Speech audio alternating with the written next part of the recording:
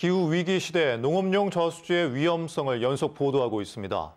공교롭게도 이런 농업용 저수지는 전국에서 가장 가난한 곳에 밀집해 있습니다. 자치단체의 힘만으로는 기후변화에 대응할 수 없다는 게 분명합니다. 박종호 기자입니다. 경북과 전남, 전북과 경남 등 C등급 이하 저수지가 몰린 지역은 하필이면 재정 자립도가 낮은 지역들입니다. 전국 광역자치단체의 평균 재정 자립도는 48.6%지만 이들 지역은 대부분 30% 안팎. 가난한 지역일수록 저수지가 많고 위험한 저수지도 더 많다는 얘기입니다. 전국 17,000여 저수지 가운데 80%를 이처럼 산림이 열악한 자치단체가 관리하고 있습니다. 하지만 저수지를 관리하는 공무원은 전국에 3,300여 명뿐. 지자체 관리 인력이 인당 4개의 저수지를 담당하고 있는 모양새인데 면적과 규모 등의 편차를 감안하면 만만한 상황은 아닙니다.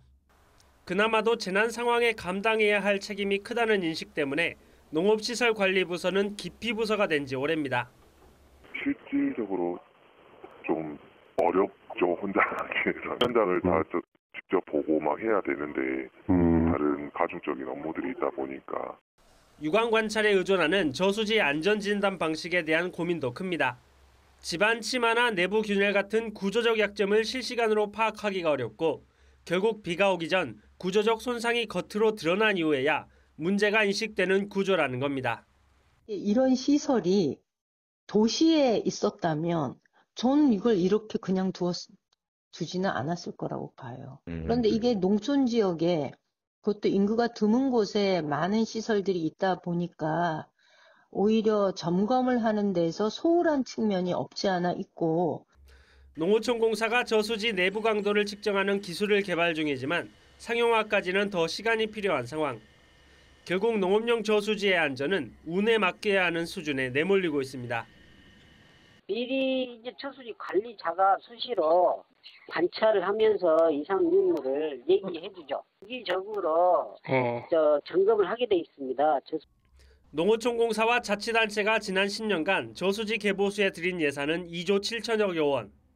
농어촌 정비법에 따라 수립된 계획상 D등급 이하 저수지 강화에만 5조 원이 넘게 필요한 상황에서 17,000여 개 저수지 전체를 개보수하는 건 사실상 불가능에 가깝습니다.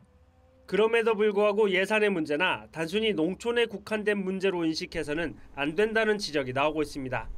저수지 흙둑이 붕괴될 경우 치수 능력의 상실, 이는 곧 식량 공급 차질로 이어질 것이고 농산물 가격 급등, 농촌 공동체 붕괴로 이어질 수밖에 없다는 겁니다.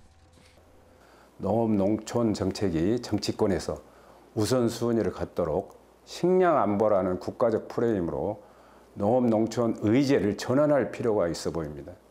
농업은 1차 산업, 사양 산업이 아니라 모두 생존과 직결된 미래 산업임을 설득하는 노력이 절실해 보입니다.